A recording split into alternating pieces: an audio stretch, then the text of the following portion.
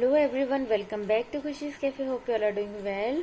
और टाइम हो गया है 4 AM। तो मैं अब उठ गई हूँ और मैं फ्रेश होती हूँ और फिर अपनी स्टडी स्टार्ट करती हूँ और यहीं रूम में, क्योंकि देव यहीं है।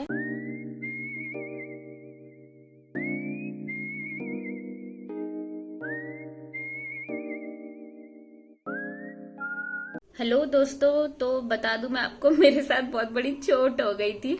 एक्चुअली हुआ ये था कि रात में भी देव जल्दी सो गया था और मैं भी जल्दी सो गई थी।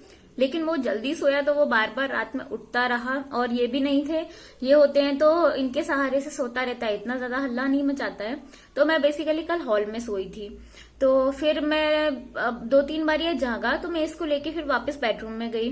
वहां पे गई तो वहां पे भी 2-3 बार जागा। तो इस तरीके से मेरी रात में नींद थोड़ी टूटी टूटी टूटी बहुत ज्यादा हो गई। फिर भी मैं उठ गई 4 AM में और स्टडीज कर ली। उसके बाद नाइट ड्यूटी से ये लौट के आ गए, तो मैं फिर से इनके साथ में सो गई। ये भी आते ही सो गए, देव भी सो रहा था और मैं भी सो गई फिर से, क्योंकि सर इतना भारी हो रहा था। मैंने एक्चुअली ये सोचा था कि मैं सिर्फ आधे घंटे लेटूंगी और उठ जाऊंगी। लेकिन अब क्योंकि मेड वगैरह कुछ आती नहीं है, पहले तो ये होता था कि मैं 1 घंटा आधा घंटा ऐसे 7 से 8 लेट गई फिर उठ गई। लेकिन अब तो वो है नहीं, तो बेस धो के बिल्कुल घोड़े बेच के 9 बजे उठी। 7 बजे लेटी और 9 बजे उठी। उसके बाद में अभी मैंने सब काम वाम निपटाया, पोछा लगाया, थोड़े बहुत कपड़े थे वो डाल दिए और ये चोट हो गई। देव भी सो के उठ चुका है। अब मैं जा रही हूँ नाश्ता बनाने। 9:30 हो गया है। देव भी सो के अब उठ चुका है। ये तो सो रहे हैं, तो इनको तो उठा के मुझे नाश्ता देना होगा, क्योंकि इन्होंने नाश्ता नहीं किया। अब कर लेंगे, फिर दोबारा सो जाएंगे, फिर लंच में उठेंगे तो सीधे। तो मैं अब नाश्ता बनाने जाती हूँ। और एक चीज और बता दूं, मैं आप लोगों को देव से मिलवाऊंगी। उसका नया हेयर कट किया, बहुत बहुत क्यूट लग रहा है वो, एकदम मशरूम जैसा। उसके पापा ने घर में किया है। तो मैं आप लोगों को मिलवाती हूँ थोड़ी देर में, जब उसका मूड ठीक होता है। अब मैं उसके पास जाती हूँ, उसको दूध वूध पिलाती हूँ और अपना नाश्ता। मैं आ गई हूँ अपने रूम में वापस। टाइम हो गया है 10:30। फिर मेरा वो तोतलापन जाहिर हो जा रहा है बार बार। 10:30 ओके। और मैंने अपना लैपी ऑन कर लिया है और नेट कनेक्ट करके बस करंट अफेयर्स वगैरह देखना शुरू करती हूँ। और इसके साथ साथ ही मैं बना के ले आई हूँ अपनी चाय, क्योंकि पता नहीं क्यों आंखें बहुत भारी भारी हो रही हैं। तो चाय बना के ले आई हूँ। और सबने, हम लोगों ने नाश्ता भी कर लिया है। नाश्ते में मैंने बना लिया था जल्दी जल्दी से उपमा और दूध दलिया। वो मैंने इनको भी दिया, मैंने भी खाया, देव ने भी थोड़ा नखरे नुखरे कर करके थोड़ा खा ही लिया। और अब मैं अपनी पढ़ाई स्टार्ट करती हूँ। और देव अभी इधर आ नहीं रहा, जैसे आएगा मैं दिखाऊंगी। ऐसा लग रहा है एक चलता फिरता मशरूम मेरे घर में आ गया है। बहुत हंसी आ रही है उसको देख देख के मुझे। तो चलो फिर मैं अपना स्टडी स्टार्ट करती हूँ और आप लोगों से फिर थोड़ी देर में मिलती हूँ। और आज बड़ा ही अफरा तफरी वाला माहौल फिर से है। एक्चुअली इनकी नाइट ड्यूटी होती है ना, तो मेरा ऐसे ही हो जाता है, पूरा अफरा तफरी मच जाती है। लेकिन कोई बात नहीं, मेन चीज है कि मेरी स्टडी को मैं कोशिश करती हूँ कि प्रॉपर रहे। बाकी चीजें कोई नहीं, वो सब हो जाएंगी। क्योंकि तो मेन चीज जो है उसके साथ कॉम्प्रोमाइज ना करते हुए बाकी सारी चीजों का एडजस्टमेंट जैसे भी मैं बिठा सकूं उस तरीके से मैं बिठाने की कोशिश हमेशा करती रहती हूँ। 1-2 कमेंट्स मेरे पास आए कि आपकी आवाज अच्छी है। तो आज मैं आप लोगों को एक गाना सुनाए बिना ये व्लॉग एंड नहीं करूंगी। व्लॉग एंड करने से पहले जरूर एक गाना आप लोगों को। करंट अफेयर्स पढ़ना शुरू किया तो पहली न्यूज इतनी मजेदार लगी, सोचा आप लोगों को बता दूं। तो महाराष्ट्र गवर्नमेंट का एक नॉर्म है कि 2 चाइल्ड होना चाहिए उनके जितने भी एम्प्लॉयज हैं उनके, उससे ज्यादा नहीं। यहाँ पर एक लेडी थी जो कि एम्प्लॉय थी गवर्नमेंट में, महाराष्ट्र गवर्नमेंट में। तो उसने छुपा लिया, उसके 3 बच्चे हो गए थे, तो तीसरे बच्चे को उसने छुपा लिया गवर्नमेंट की नजरों से। और जैसे ही इंक्वायरी हुई और गवर्नमेंट को पता चला, तो वो अब जाके डिसमिस हो चुकी है अपनी सर्विसेज से। 2 चाइल्ड पॉलिसी मुझे लगता है कि अब पूरे इंडिया में लगनी चाहिए। चलो देखते हैं कब तक होगा ऐसा, लेकिन हो जाना चाहिए था अब तक तो। बाकी एक्चुअली हमारी गवर्नमेंट ना थोड़ा डिप्लोमेटिक उस पर चलती है कि कोई भी चीज को प्रेशराइज मत करो, बस उसको एक स्लोगन की तरह फैला दो सोसाइटी में। जैसे कि बच्चे 2 ही अच्छे, इस तरीके से हम 2 हमारे 2, तो ये सारे स्लोगन्स तो हैं। लेकिन अब मुझे लगता है कि इन स्लोगन से ऊपर उठ के थोड़ा सा जाके स्ट्रिक्ट कर देना चाहिए हमें अपने रूल्स वगैरह, कि 2 से ज्यादा बच्चे ना हो। क्योंकि ऑलरेडी इतनी ज्यादा पॉपुलेशन हो गई है और ज्यादा पॉपुलेशन की बिल्कुल भी जरूरत नहीं है, ना कंट्री को और ना ही वर्ल्ड को। वैसे ही हम लोग देख रहे हैं इतनी ज्यादा हमारे साथ में महामारी वगैरह, ये आ गया मेरा मशरूम, इतनी महामारी हो रही है, क्लाइमेट चेंज हो रहा है, इतने सारे नेचुरल डिजास्टर्स हो रहे हैं, उसके बाद भी हमें समझ नहीं आ रहा कि ये सब हो हमारी वजह से ही रहे हैं। और फिर हम लेकिन होते ही चले जा रहे हैं, हम अपने होने को रोक नहीं रहे हैं। तो बस यही मैं कहना चाहती थी। तो अब मैं कंटिन्यू करती हूँ अपनी रीड। मम्मी देखो, मम्मा ओ लाइट आ गए।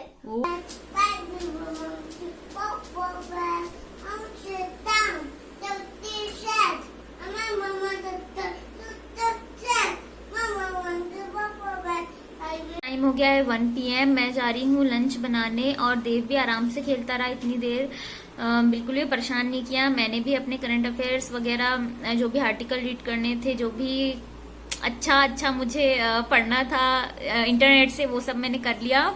और अभी ये सो रहे हैं, तो इसीलिए मैं लेट बना रही हूँ, क्योंकि नाइट ड्यूटी थी इनकी। तो ऐसा तो है नहीं कि दोबारा अभी ऑफिस जाना है, तो अभी ऑफिस तो जाना नहीं है। तो आराम से अभी लंच बना के फिर 2 बजे तक लंच करेंगे हम लोग। और ब्रेकफास्ट के बाद में किचन भी मेरी गंदी थी, तो वो भी मैं अभी जाके साफ करूंगी। तो पूरा फ्री होने के बाद में मैं अब आप लोगों से बात करती हूँ। और ये मेरा मशरूम फिर से आ गया, मशरूम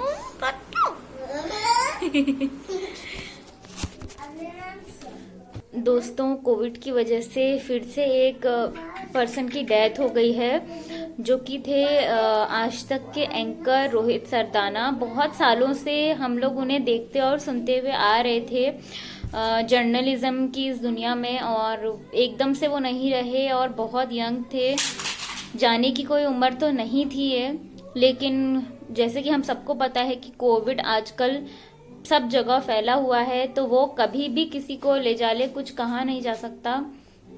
तो थोड़ा सा अजीब सा लग रहा है। लेकिन एक चीज कहना चाहूंगी कि हम सभी लोग, जैसे कि मैं हाउसवाइफ हूँ, आप लोग हाउसवाइफ हैं जो मुझे देख रही हैं या नहीं भी हैं, कहीं वर्क भी करती हैं, तब भी कभी भी पढ़ना मत छोड़िएगा। पढ़ने की, सीखने की जो ज़रूरत है वो सबसे ज़्यादा है इस समय में। और आजकल इस YouTube के ज़माने में और OTT प्लेटफॉर्म के ज़माने में बच्चे पढ़ना और सीखना, इन सब की वैल्यू को समझ नहीं पाएंगे। तो अब ये हम पेरेंट्स के हाथ में बहुत बड़ी जिम्मेदारी है कि हम खुद अपना सही कर्म करके उनके सामने दिखाएं। सिर्फ बोलने से कुछ नहीं होने वाला, कुछ भी नहीं होने वाला सिर्फ बोलने से। हम अगर बच्चों को कुछ भी सही सिखा रहे हैं, तो वो हमें खुद उनको करके दिखाना होगा, तभी उनको समझ आएगा। तो गलत चीज़ों से हम खुद भी बचें, और वही सीख हमारे बच्चे भी सीखेंगे जब हमको देखेंगे। क्योंकि गलत सिखाने के लिए तो अब इतनी सारी चीजें हैं, हाथ में मोबाइल ही है, जो कि 2 साल का बच्चा देख के भी कुछ शायद बहुत गलत सीख जाए। तो अब और कोई उपाय नहीं है सिवाय इसके कि हम लोग भी पढ़ें, हम लोग भी सीखें, हम लोग भी समझें चीजों को। और यही सबके लिए सही है, सबके लिए बेहतर है। बस लास्ट में यही कहना चाहूंगी। और जैसे कि मैं भी म्यूजिक कर रही हूँ, मतलब थोड़ा बहुत गा लेती हूँ, कुछ बहुत खास नहीं, लेकिन वो करने से मुझे इतनी विजडम और समझ नहीं मिली जितनी कि वापस पढ़ाई में आकर के मिली।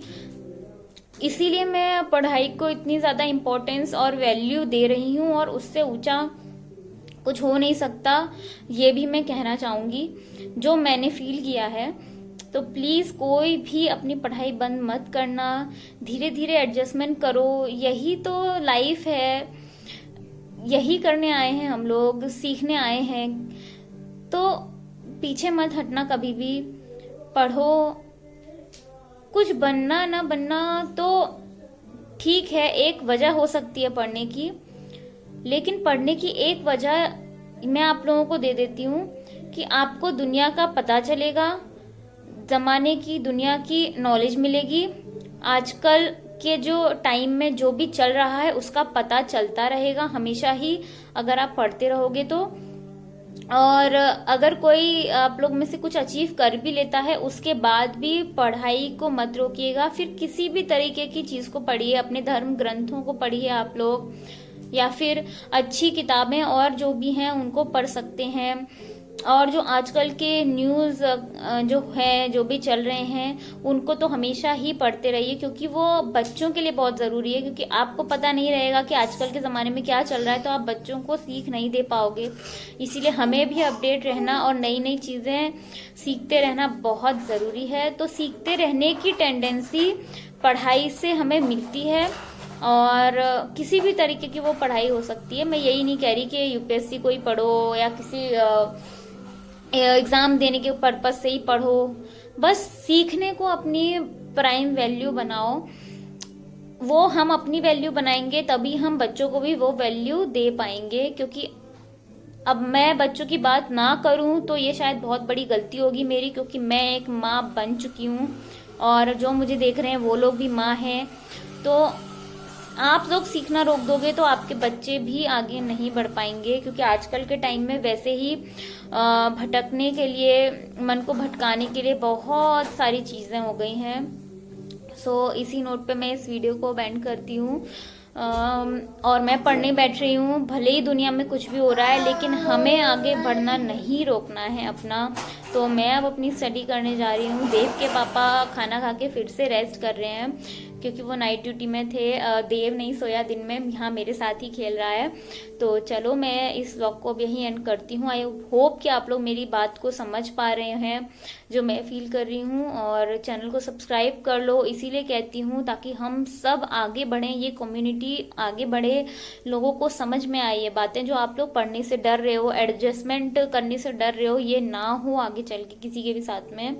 तो ये हम ही लोगों के ऊपर अब है जिम्मेदारी, क्योंकि मैंने सबसे पहले ये शुरू किया और आप लोग मुझसे जुड़े, तो अब ये हम सब पे है ये जिम्मेदारी। ये खुशीज कैफे अब मेरा अकेले का नहीं है, सिर्फ मैं बस इस पे छोटा सा काम कर रही हूँ जिसको कि आगे आप लोग बढ़ा रहे हो। तो बस इतना ही कहूंगी, वीडियो का एंड करती हूँ। मिलूंगी अगले वीडियो में आप लोगों से।